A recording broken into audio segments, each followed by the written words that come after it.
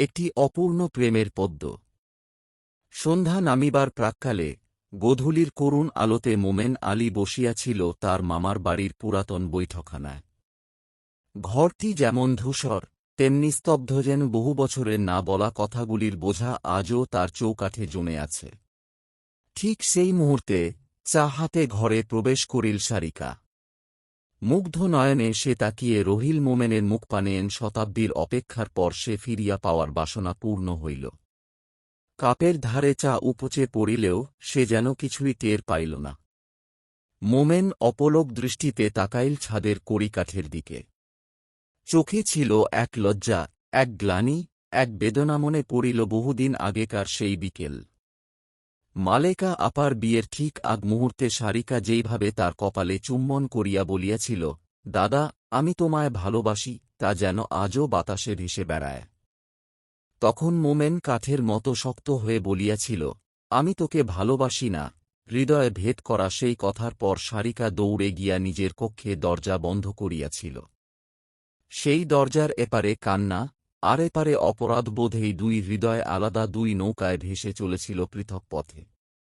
2টি বর্ষ পেরোল। এই সময়ে সাজিয়া আপার বিয়ে, মোমেনের ট্রেনিং, চাকরি এবং জীবনের বাস্তবতা ভিড় করিয়া আসিল তার নিঃসঙ্গ হৃদয়ে। সারিকাকে ভুলিবার শত চেষ্টা করিলেও তার সেই নিষ্পাপ চোখ ও শিশুর মতো ভালোবাসা কিছুতেই বিস্মৃত হইল না। সারিকার বিয়ে হইয়া গেল। সে জানিত জোর করিয়া তাকে অন্য পুরুষের সঙ্গে সংসারে ঠেলিয়া দেওয়া হইয়াছে। যে নারী কিশোর বয়স হইতে কল্পনার সিংহাসনে শুধু এক ব্যক্তিকেই স্বামীরূপে প্রতিষ্ঠা করিয়া আসিয়াছে, তার হৃদয় তো কাঁচের মতো। একবার ফাটিলে আর জোড়া লাগে না। মোমেনের জীবনও থেমে থাকে না। মায়ের আবদারে সে বিয়ে করিল তামান্নাকে, একজন নিরীহ মাটির মতো সরল কিশোরী। সে জানিত না মোমেনের অতীত, জানিত না সারিকার স্থান তাহার স্বামীর হৃদয়ে কত গভীর। তবুও তামান্না নিঃস্বার্থে ভালোবাসিল। স্বামীর সন্তুষ্টি তার পৃথিবী। এমন একদিনে হঠাৎ মায়ের কণ্ঠে ফোনে কান্না শুনিয়া মোমেনের হৃদয়ে যেন বজ্রপাত হইল। সারিকার জামাই সড়ক দুর্ঘটনায় মারা গেছে শুনিয়াই তার বুকের রক্ত শুকাইয়া গেল। সময়, কাজ, অফিস কিছুই আর গুরুত্বপূর্ণ মনে হইল না। শুধু একটাই প্রশ্ন, সারিকা এখন কেমন আছে? তবুও জীবনের কঠিন বাস্তবতায় আটকা পড়িল মোমেন।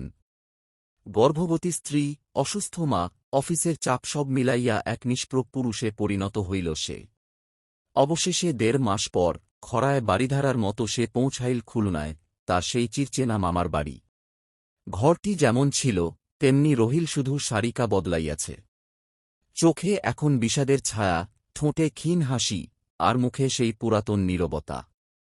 এক নিমেষে চোখে চোখ পড়িল। সে দৃষ্টির ভাষা পৃথিবীর কোনো ভাষাতেই লেখা যায় না। সারিকা বলিল না কিছুই। মোমেনও থেমে গেল। দুইজনের মাঝখানে এক সাগর নীরবতা। এক অলিখিত পাণ্ডুলিপি লেখা হইল হৃদয় দিয়ে। আর প্রথম পৃষ্ঠা লেখা হইয়াছিল শৈশবে, এবং শেষ পৃষ্ঠায় লেখা রহিল অপূর্ণতার ছায়া। শেষে কেবল একদিন সারিকা বলিয়া ফেলিল, তুমি যদি একবার তখন বলিতে ভালোবাসি, আজ হয়তো জীবনটা অন্যরকম হইত। মোমেন চোখ বন্ধ করিয়া বলিল, ভালোবাসি বলিতে অনেক সাহস লাগে সারিকা, আর আমি সেই সাহসের অভাবে তোমাকে হারাইছি। আকাশে হালকা বৃষ্টি নামিল। এক একটি ফোঁটা যেন মোমেনের চোখের জল। এক একটি শব্দ যেন অপূর্ণ প্রেমের নিঃশ্বাস। প্রেম কখনো মরে না, শুধু সময়ের কাছে হেরে যায়। যে ভালোবাসা শত বাধা পেরিয়েও বেঁচে থাকে, সেই তো প্রকৃত প্রেম, আর সেই প্রেমের ইতিহাস চিরকাল।